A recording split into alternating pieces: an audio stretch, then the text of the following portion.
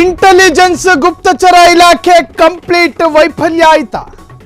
ಟಿಕೆಟ್ಗಳನ್ನ ಬ್ಲಾಕ್ನಲ್ಲಿ ಮಾರಾಟ ಮಾಡ್ತಿದ್ದ ಡಿಎನ್ಎ. ಇಂತಹ ಸಂದರ್ಭದಲ್ಲಿ ತರಾತುರಿ ಸಂಭ್ರಮ ಆಚರಣೆ ಮಾಡೋದು ಏನಿತ್ತು? HAL ನಿಂದ ವಿಧಾನಸೌಧದವರೆಗೂ ಜನವೋ ಜನ.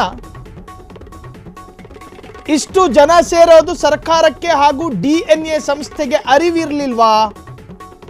11 ಮಂದಿ ಅಭಿಮಾನಿಗಳ ಜನರ ಸಾವಿಗೆ ಯಾರು ಹೊಣೆಯಾಗ್ತಾರೆ? ಅವ್ಯವಸ್ಥೆಯೇ ಇಷ್ಟು ಜನರ ಸಾವಿಗೆ ಕಾರಣ ಆಯ್ತಾ? ಡಿಎನ್ಎ ಮತ್ತು KSCA ನವರು ನಿರ್ಲಕ್ಷ್ಯವನ್ನ ವಹಿಸಿದ್ರ?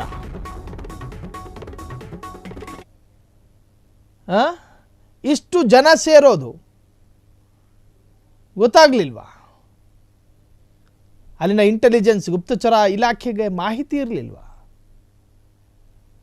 ಕಾಂಟ್ರಾಕ್ಟರ್ ವಿರುದ್ಧ ಜಾತಿ ನಿಂದನೆಯ ಪ್ರಕರಣ ಬಂದಾಗ ಮುನಿರತ್ನ ಯಾವ ರೂಟಿಂದ ಯಾವ ಗಲ್ಲಿಂದ ಎಸ್ಕೇಪ್ ಆಗ್ತಾ ಇದ್ದಾರೆ ಅನ್ನೋದು ಗೊತ್ತು ಮಾಡ್ಕೊಂಡ ಗುಪ್ತಚರ ಇಲಾಖೆಗೆ ಪೀಣ್ಯದಿಂದ ಎಷ್ಟು ಜನ ಬರ್ತಿದ್ದಾರೆ,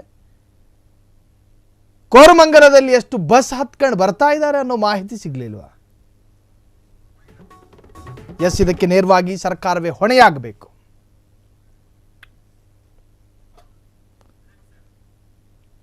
ಈಗಾಗಲೇ ಚುಳು ಚುಳು ಯೌವನದ ಬಾಳಿ ಬದುಕಬೇಕಾದಂತಹ ಯುವಕರ ಸಾವನ್ನಪ್ಪಿರುವಂತಹದ್ದು. ಯುವಕರ ಸಾವು 13ಕ್ಕೂ ಹೆಚ್ಚಾಗಿದೆ. 13ಕ್ಕೂ ಹೆಚ್ಚು ಸಾವಿನ ಪ್ರಕರಣಗಳು ವರದಿಯಾಗ್ತಾ ಇದೆ.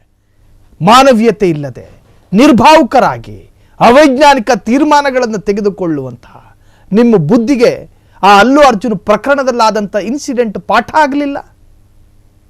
ಪೋಷಕರು ಶಾಪ ಹಾಕ್ತಾರೆ.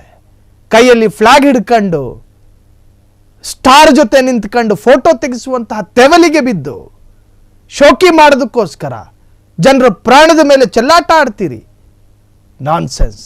ಕ್ಷಣ ಕ್ಷಣದ ಸುದ್ದಿಗಳಿಗಾಗಿ ಫ್ರೀಡಂ ಟಿವಿ ಸಬ್ಸ್ಕ್ರೈಬ್ ಮಾಡಿ, ಲೈಕ್ ಮಾಡಿ ಹಾಗೂ ಫಾಲೋ ಮಾಡಿ. ಹೊಸ ಸುದ್ದಿಗಳ ನೋಟಿಫಿಕೇಶನ್ಗಾಗಿ ಬೆಲ್ ಐಕಾನ್ ಮೇಲೆ ಕ್ಲಿಕ್ ಮಾಡಿ.